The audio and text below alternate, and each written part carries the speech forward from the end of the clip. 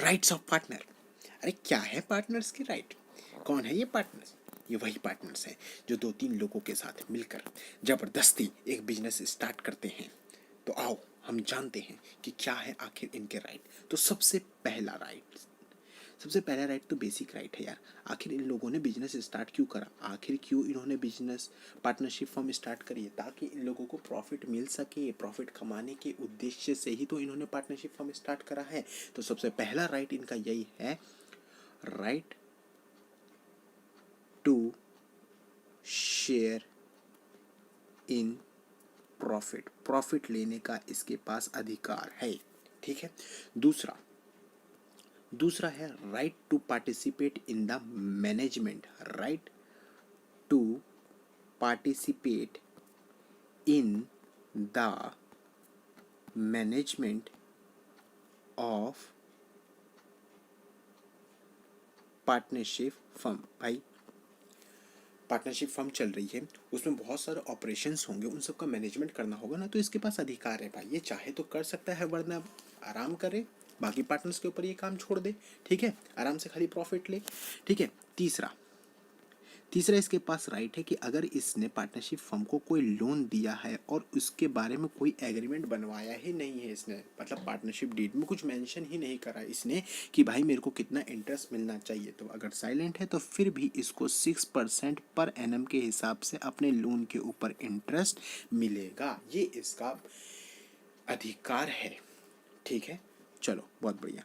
उसके बाद आगे चौथा राइट है इसका कि रोकने का अधिकार नहीं, वो सब चीज़ें रोकने का नहीं।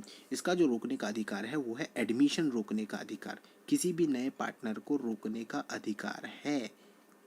अगर इसकी इच्छा नहीं हुई तो कोई भी नया पर्सन पार्टनरशिप फर्म का हिस्सा नहीं बन सकता, पार्टनर नहीं बन सकता। ठीक है। इसके पास अधिकार है किस चीज़ का? अगला अधिकार है इसके जैसे आने का, मतलब रुकने का अधिकार है, और वैसे इसके नहीं रुक जाने का अधिकार है। इसके पास जाने का अधिकार हैगा। रिटायर होने का इसके पास अधिकार है, बट अगर ये प्रॉपर नोटिस देता है तो रिटायरमेंट का अधिकार है प्रॉपर नोटिस देने के बाद। प्रॉपर नोटिस देने के बाद अगर पार्टनर से अलाउ करते हैं तो। अगर एग्रीमेंट नहीं बना तो सारे पार्टनर्स की कंसेंट लेना जरूरी है। ठीक है।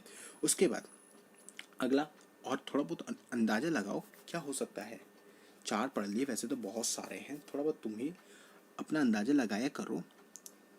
पांचवा, तो जो इसका पांचवा अधिकार है वो है इंस्पेक्ट करने का books of account. Books of account जानते हो ना, जो जर्नल लेजर वगैरह हो गया, उनको चेक करने का अधिकार है भाई कि सब कुछ सही चल रहा है या नहीं चल रहा है, कि घपलेबाजी हो रही है।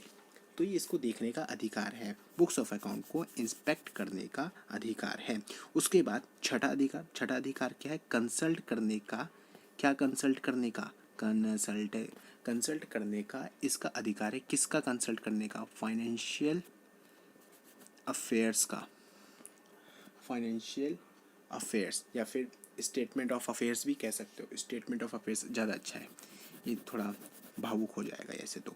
स्टेटमेंट ऑफ अफेयर्स को कंसल्ट करने का इसके पास अधिकार, यानी ये जानने का कि स्टेटमेंट ऑफ अफेयर्स यानी फाइनेंशियल पोजीशन क्या है, फाइनेंशियल परफॉर्मेंस क्या है हमारे बिजनेस की। तो ऐसी और भी कई अधिकार हैं जिनका वो इस्तेमाल कर सकता है पार्टनरशिप फर्म के अंदर।